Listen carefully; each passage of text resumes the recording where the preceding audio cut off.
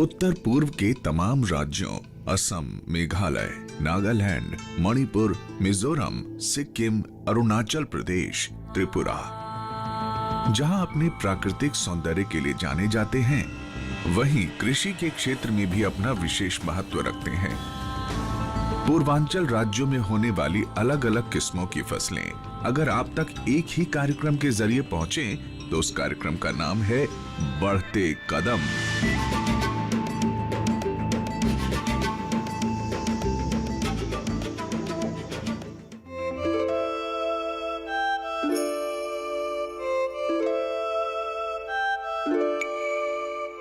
फूल मनुष्य के लिए प्रकृति का वरदान है।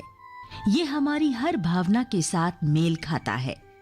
चाहे किसी को प्रेम जताना हो, भगवान के प्रति श्रद्धा भाव दिखाना हो या श्रद्धांजलि अर्पित करनी हो।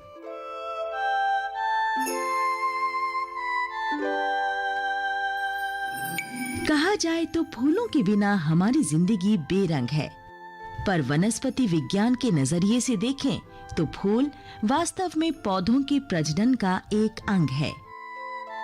इसलिए कहा जाए तो ये आशा और नए आरंभ का प्रतीक है।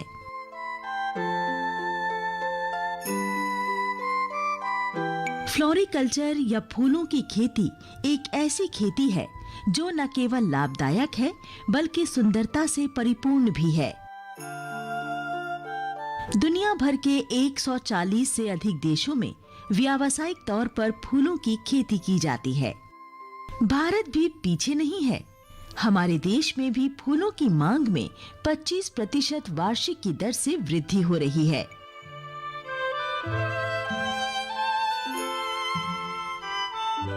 वास्तव में भारत क्षेत्रफल के हिसाब से फूलों की खेती में दुनिया का दूसरा सबसे बड़ा देश है। भारत में हर साल 1729 मीट्रिक टन फूलों का उत्पादन होता है। इसी के साथ साथ भारत में कुल 8000 करोड़ कट फ्लावर का उत्पादन होता है। अपनी अनुकूल मौसमी परिस्थितियों के कारण नागालैंड अपनी फूलों की खेती के लिए जाना जाता है। हालांकि नागालैंड में कई प्रकार के जंगली फूल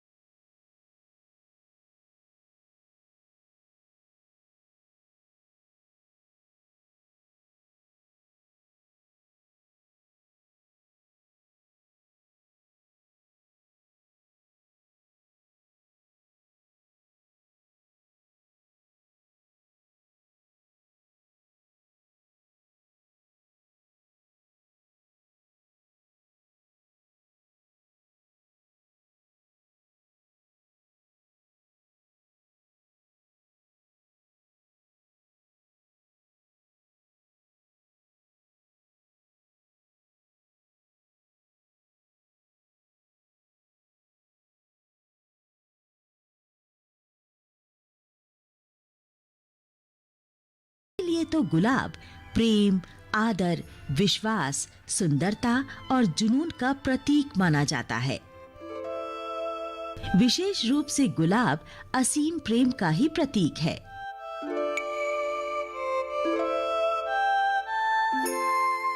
एक और फूल है जो व्यावसायिक स्तर पर सबसे अधिक उगाया जाता है और वो है जरबरा। जरबरा दुनिया में गुलाब, कार्नेशन, क्राइसैंथेमम और ट्यूलिप के बाद 5वां सबसे अधिक प्रयोग किया जाने वाला कट फ्लावर है। जरबरा दक्षिण अमेरिका, अफ्रीका और एशिया के उष्णकटिबंधीय और उपोष्ण कटिबंधीय क्षेत्रों में पाया जाने वाला पौधा है।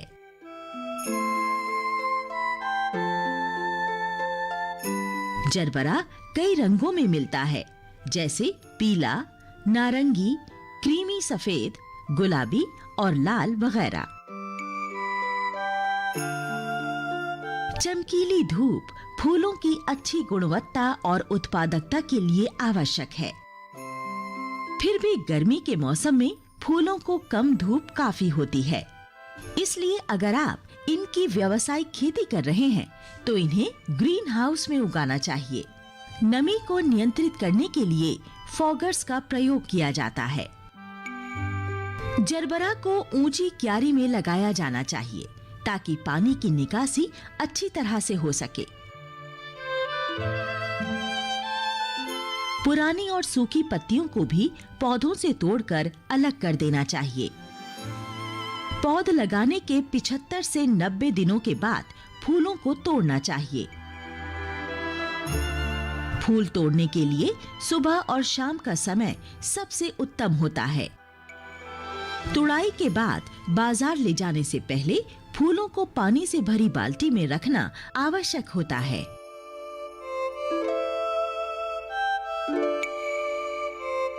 एंथोरियम नागालैंड में उगाया जाने वाला एक और उष्णकटिबंधीय सजावटी पौधा है। अपने दिल के आकार, चमकीले रंग और देर तक ताजा रहने के कारण ये फूल सबसे अधिक लोकप्रिय है। एंथोरियम प्रेम, प्रसन्नता, उल्लास और मित्रता का प्रतीक है।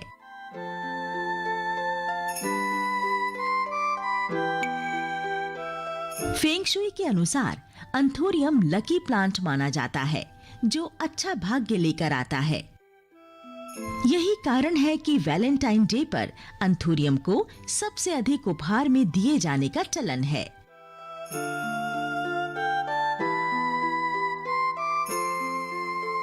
नेशनल एरोनॉटिक्स और स्पेस एडमिनिस्ट्रेशन, जिसे संक्षेप में नासा कहा जाता है, इसके अनुसार एंथोरियम हवा को शुद्ध करता है। घरों में हवा के शुद्धिकरण के लिए ये पौधा सबसे उत्तम है।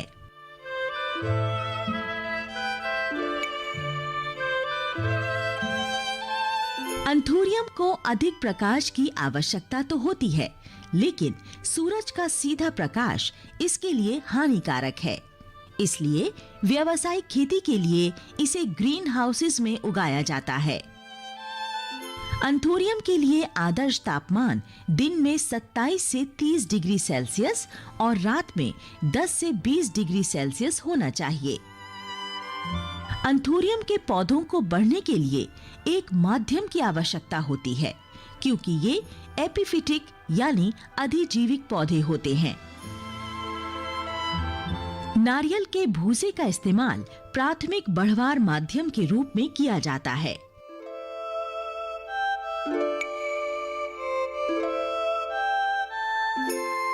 एंथोरियम की अलग-अलग प्रजातियां हैं जो कई रंगों में दिखाई देती हैं, जैसे लाल, सफेद और गुलाबी।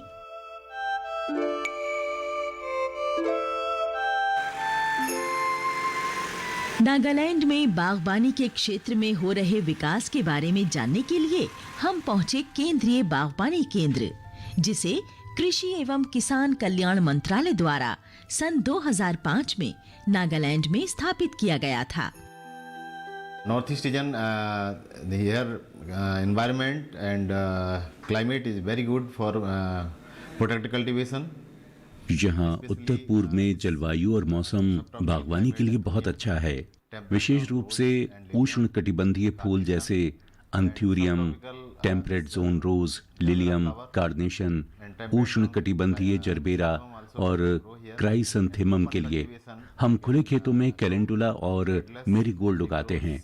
यहाँ की जलवायु सभी तरह के फूलों की खेती के लिए अनुकूल है। दीमापुर में पॉली हाउस के अंदर एंथोरियम की सफलतापूर्वक खेती की जा रही है। in this Dimapur region, the Anthurium is very good, coming out very good. Productivity wise and production wise is ये इलाका ऑर्किड की खेती के लिए भी बढ़िया है। ऑर्किड और अंथोरियम की खेती करके किसान अच्छी आय प्राप्त कर सकते हैं।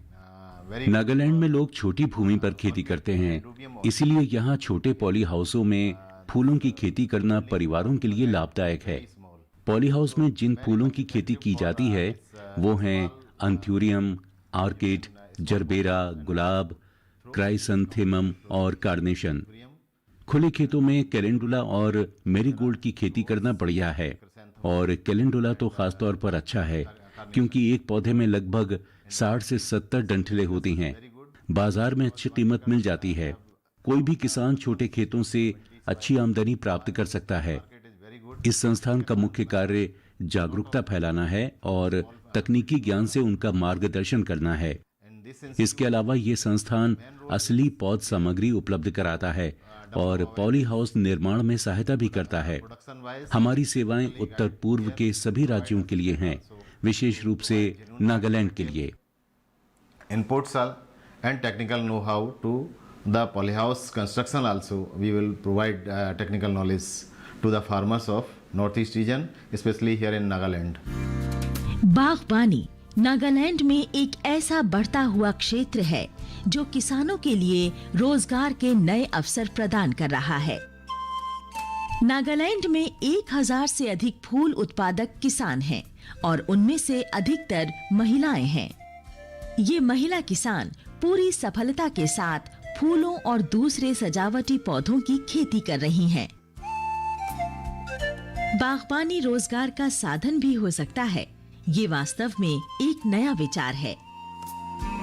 हालांकि जलवायु परिस्थितियों और भूमि की बनावट में विविधता के कारण नागालैंड में बागबानी की काफी अधिक संभावनाएं मौजूद हैं। पिछले कुछ वर्षों के दौरान बागबानी क्षेत्र में सरकार के सहयोग से काफी प्रगति हुई है। बाजारों की उपलब्धता के कारण नागालैंड में बागबानी में वृद्धि हुई है और इसकी वजह से फूलों की दुकानें अब पहले से अधिक दिखाई देने लगी हैं।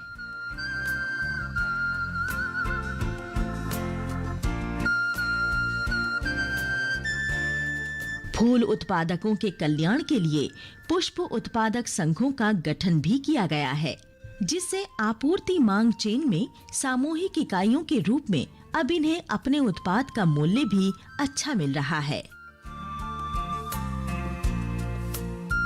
फूलों की खेती नागालैंड में एक उभरता हुआ व्यवसाय है। फूलों की विभिन्न प्रजातियों के उत्पादन से नागालैंड के फूल उत्पादक हमारी धरती की सुंदरता में 4 चांद लगा रहे हैं।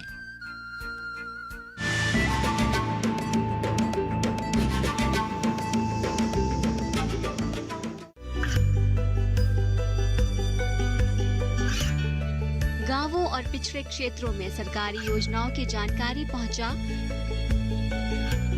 देश में कौशल और क्षमता विकास कर ग्रामीणों को सामाजिक बदलाव और विकास से जोड़ने की दूरदर्शन किसान की पहल चौपाल चर्चा देखें सोमवार से शुक्रवार सुबह 9 बजे।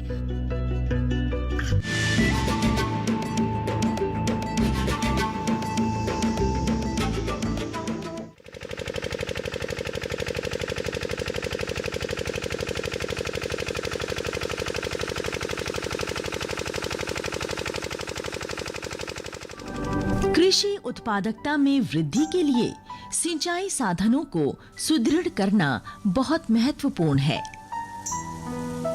खरीफ के मौसम में असम में पर्याप्त बारिश होती है। हालांकि इस मौसम में बाढ़ के कारण उत्पादन में अनिश्चितता की स्थिति भी बनी रहती है। इसलिए रबी की फसल पर अधिक ध्यान देने की आवश्यकता है, जिसके लिए सिंचाई व्यवस्था हमारी प्राथमिकता होनी चाहिए। शैलो ट्यूबवेल और लो लिफ्ट पंप सेट फसलों के लिए पानी की उपयोगिता का अच्छा उपाय समझा जाता है। अधिक से अधिक असम का नेट क्रॉप्ड क्षेत्र का 30% वर्तमान में सिंचाई के अंतर्गत आता है। प्रधानमंत्री सिंचाई योजना, जिसे संक्षेप में PMKSY कहते हैं, असम के 7 लाख हेक्टेयर से अधिक फसल क्षेत्र को इस योजना के द्वारा एक सुनिश्चित सिंचाई के अंतर्गत लाया गया है। राज्य कृषि विभाग ने रबी फसलों की व्यापक खेती की सुविधा के लिए पंप सेटों को लगाने को सर्वोच्च प्राथमिकता दी है। वो जो कृषि सिंचाई है वो अलग अलग विभाग ने अलग अलग तरीका से कर रहा है। हम लोग क्या करता है, वो ड्रिप PDMC पर ड्रॉप मोर क्रॉप, वो स्कीम हम लोग लागू करता है। माननीय प्राइम मिनिस्टर कृषि सिंचाई योजना का अंतर्गत ये काम हम लोग कर रहा है। सितंबर से फरवरी तक हम लोग का असम में पानी का थोड़ा ज़रूरत ज़्यादा है, अवेलेबिलिटी कमी है। हम लोग वो जो पानी का ज़रूरी है, आवश्यकता है, वो मिलाने के लिए हम लोग कृषि सिंचाई योजना का माध्यम से फार्मर्स को मदद दे रहा है। PMKSY स्कीम के बुनियादी तौर पर 4 घटक हैं। पहला है त्वरित सिंचाई लाभ कार्यक्रम, दूसरा है हर खेत को पानी, तीसरा है प्रति बूंद अधिक फसल और चौथा घटक है जल विकास। इन चारों में से प्रति बूंद अधिक फसल और हर खेत का पानी, इन दोनों घटकों को कृषि विभाग द्वारा लागू किया जाता है। शेष घटकों को सिंचाई विभाग और मृदा संरक्षण विभाग जैसे अन्य हिस्सेदारी वाले विभागों द्वारा कार्यान्वित किया जाता है। हमने असम के मृदा संरक्षण विभाग द्वारा पूरी की गई ऐसी कई सिंचाई परियोजनाओं को देखा।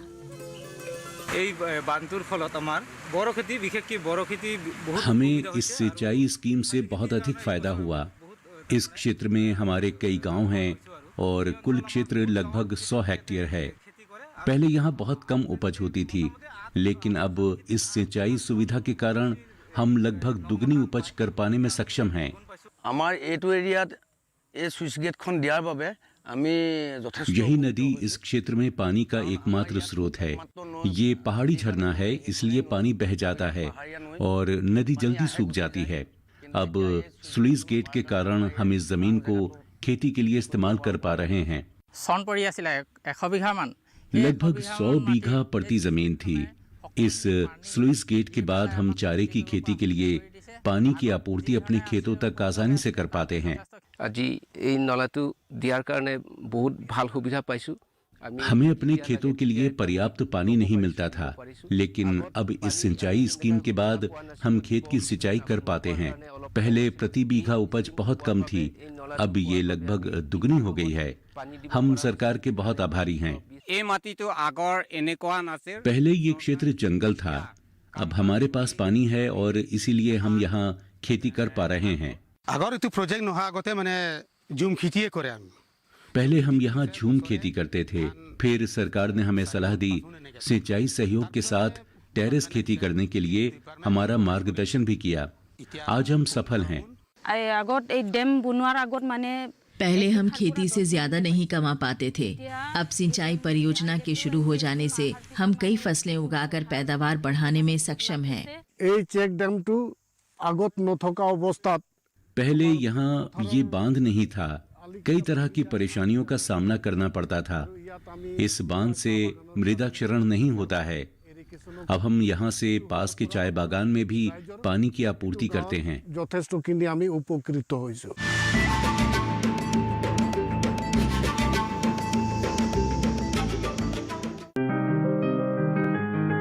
बीमारियों से कैसे बचेगी फसल? मवेशियों की मुश्किलों का क्या है हल? कहां से लाएं बीज, कितनी लगेगी खाद? किसानों के हर फोन का विशेषज्ञ देंगे जवाब।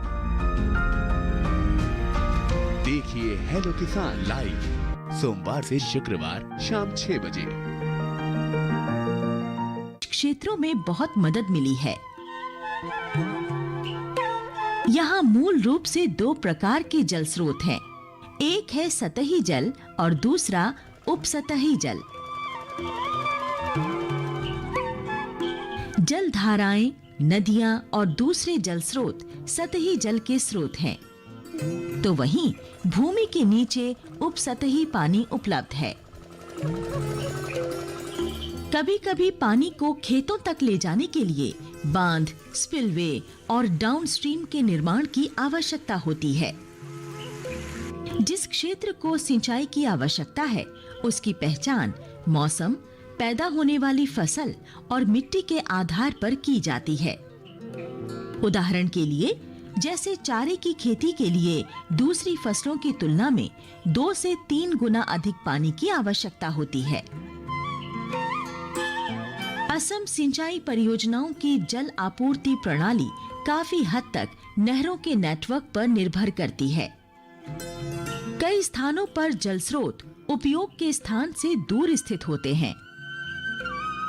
मुख्य नहरों से पानी बहकर खेतों तक पहुंचता है। इसीलिए कई स्थानों पर फ्लो डाइवर्जन डैम और स्लुइस का निर्माण किए जाने की आवश्यकता होती है। आमतौर पर नहरों का निर्माण सीपेज नुकसान से बचाव, खरपतवारों पर नियंत्रण और रखरखाव लागत को कम करने के लिए किया जाता है। सतही सिंचाई विधियों को फिर से 2 भागों में विभाजित किया गया है। पहला है फ्लडिंग और दूसरा है फरो सिस्टम। चारे की खेती में फ्लडिंग प्रणाली से सिंचाई की जाती है, जहां पानी को खेत के एक किनारे तक पहुंचाया जाता है और फिर पूरी सतह पर खेत की विपरीत दिशा में भेजा जाता है। फरो सिस्टम का उपयोग उछी हुई भूमि पर क्यारियों में उगाई जाने वाली फसलों में किया जाता है, जैसे चना और आलू वगैरह। फरो को फसल की क्यारियों के बीच में लगाया जाता है, जहां पानी फरो में बहता है।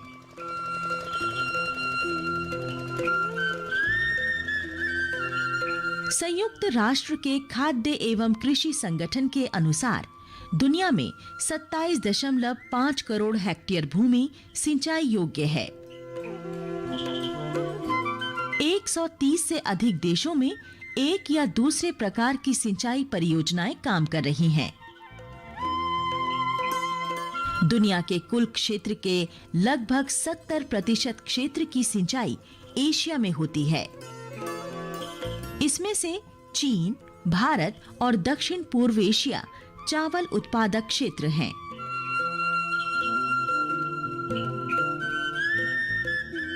जहां दूसरे तथ्य भी हैं, तो वहीं ये भी सच्चाई है कि बेहतर सिंचाई के कारण ही भारत दुनिया के सबसे अधिक कृषि उत्पादक देशों में से एक है।